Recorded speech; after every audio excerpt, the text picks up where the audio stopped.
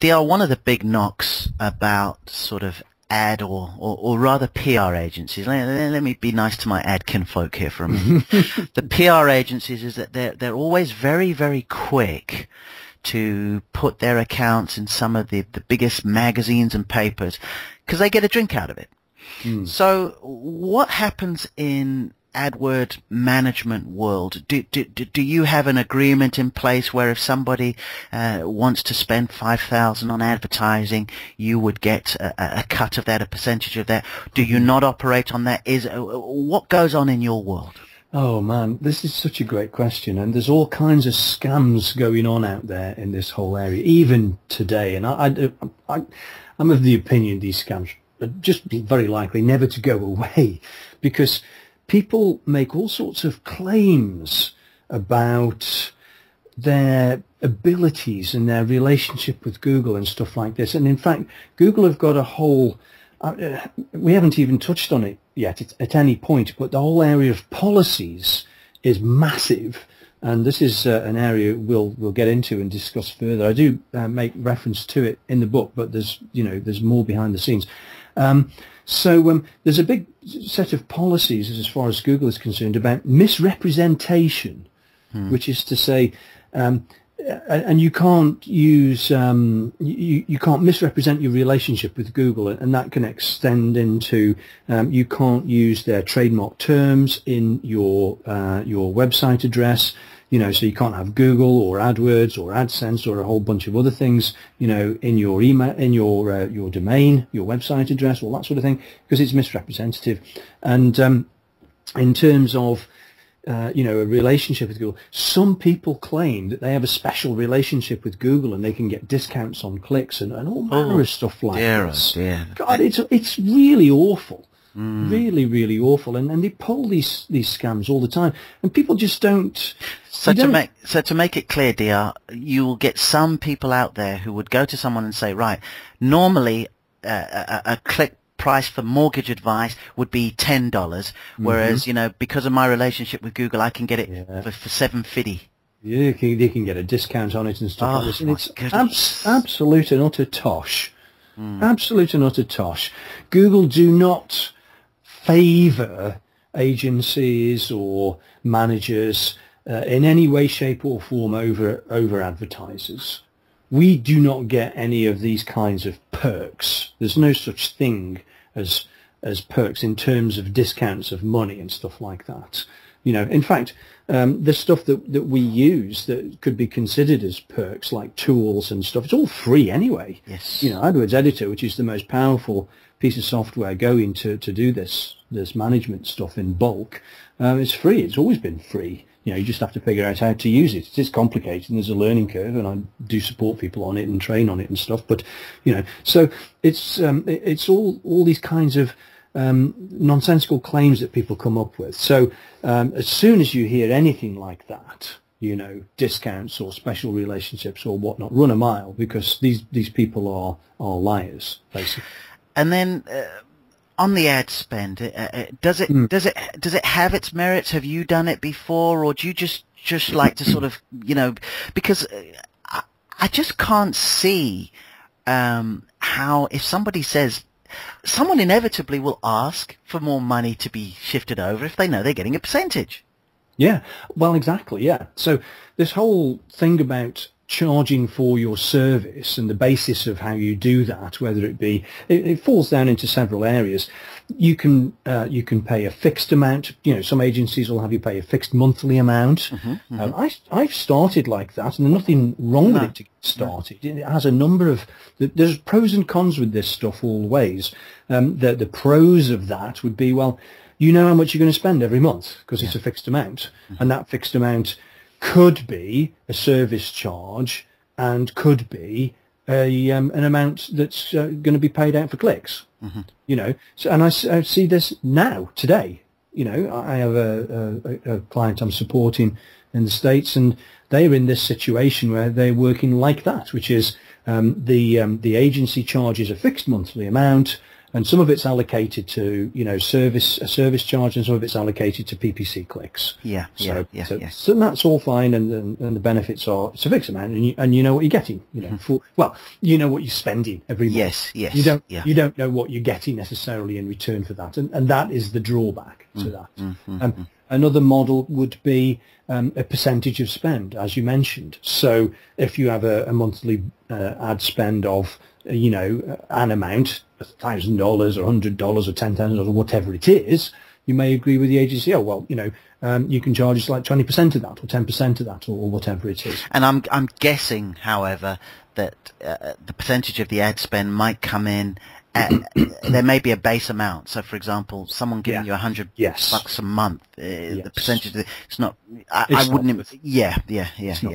That's absolutely true. That's a great point. And what that usually does mean straight away is that smaller spend clients are not even considered by agencies for management because it's not worth it for them. It's too small an amount. You know, 20% of $1,000 a month is, you know, $200, and maybe, you know, that agency is not going to choose to work for somebody for $200. They have a minimum, you know. So that means, and you often see it, that agencies will say minimum spend required, you know, minimum monthly spend 5,000, 10,000, whatever it is. So they exclude the low spenders from this situation.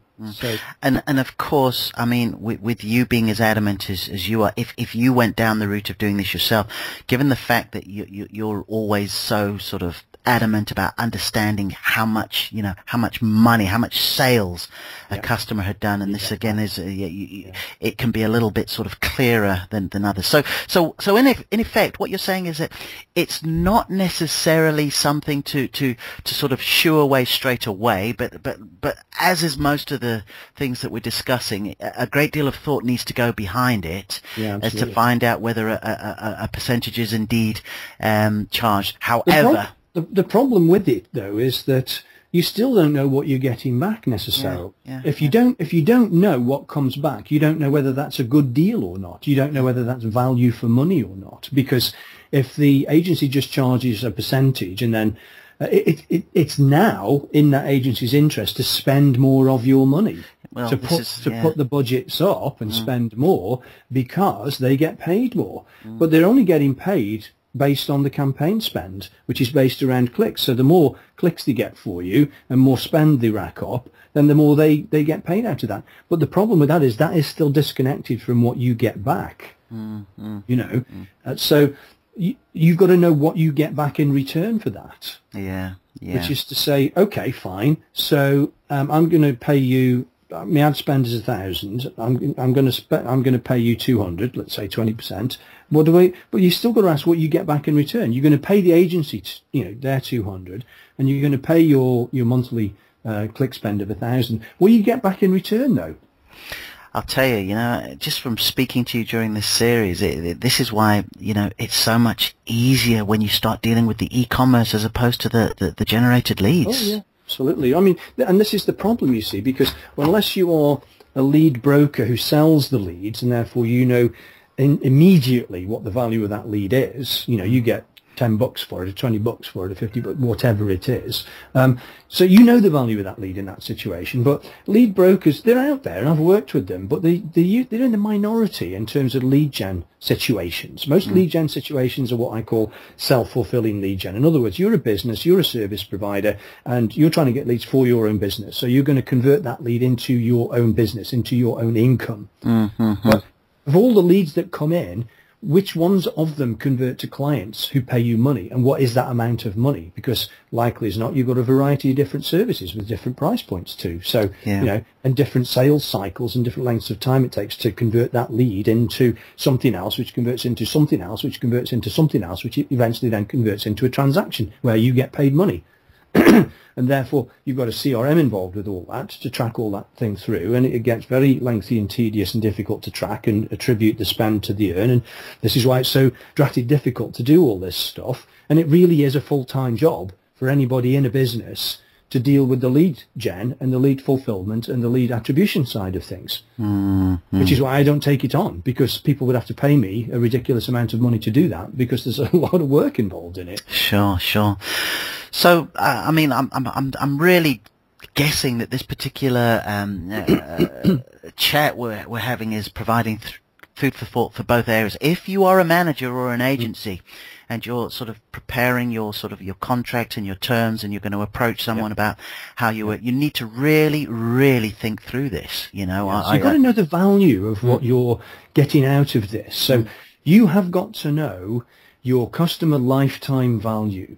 You have got to know how many times that customer orders stuff from you. You've got to know the average order value of what you get. If you have got that data, then you can make these kinds of decisions. You can run the numbers and you can figure out what the value of a lead is. If a lead results in one sale of something, I had a client who sold physical stuff but was doing lead gen to pull it off, and that happens also. So, you know, he was selling physical stuff, so you could consider that as e-commerce. But again, this was big ticket stuff, and it required a lot of support and nurturing to make that sale happen, because we're talking hundreds of dollars and, you know, a substantial possibility of the client, the end customer, you know, not getting total satisfaction out of the whole thing. So he was selling draft proofing type stuff, foam stuff that you would spray into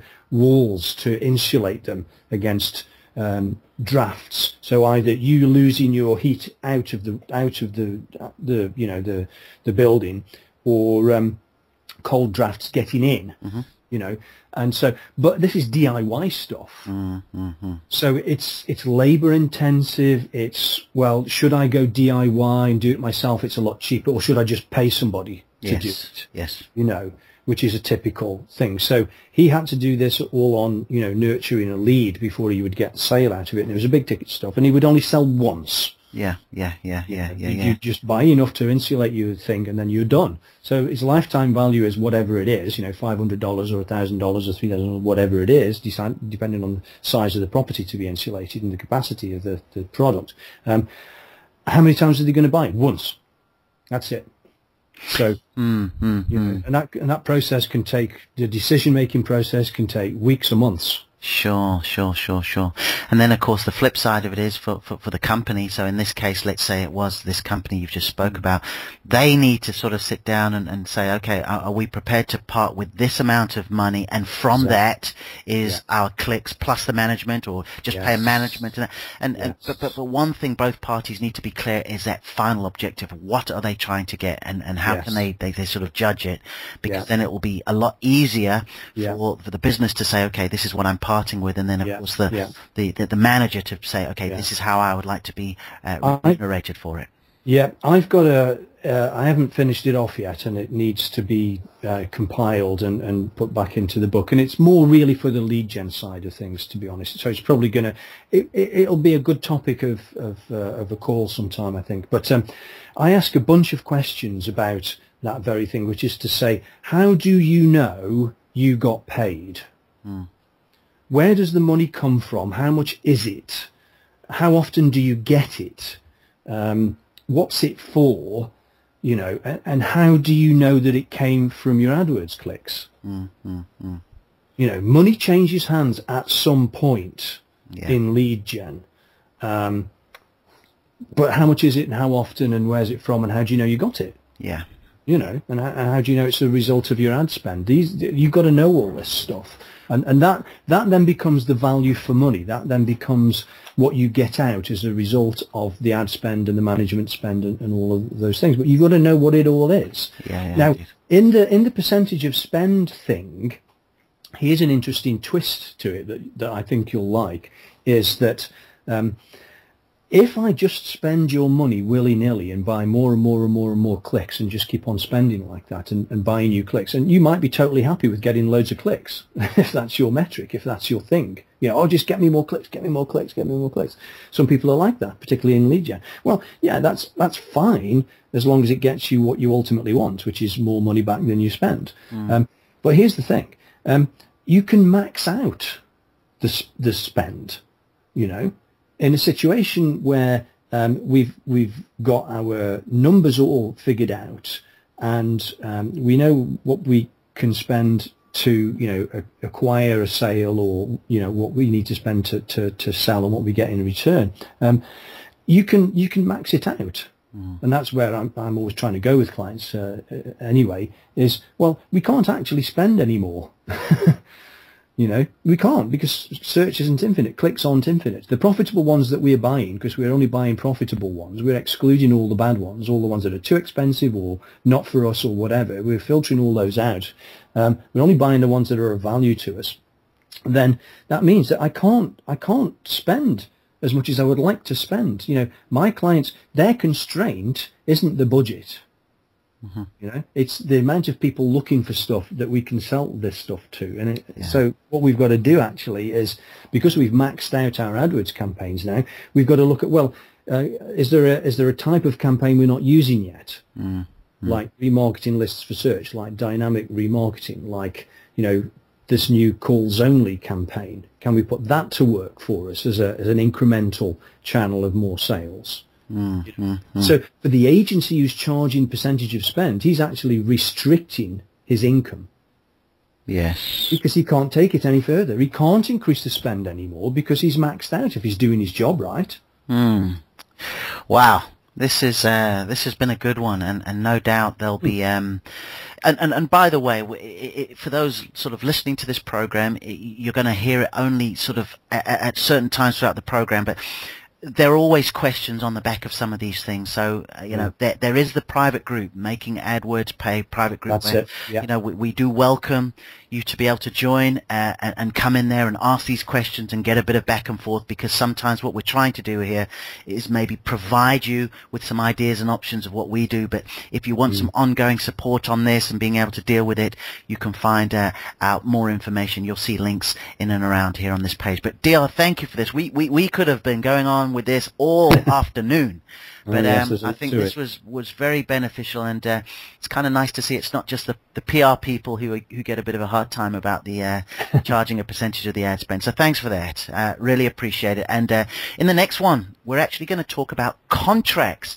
Do we do it the old-fashioned way with a handshake and, hey, listen, when it's time, or do we get it written down to this sort of infinite little detail? So I look forward to speaking to you about that. All right. Thanks, MM.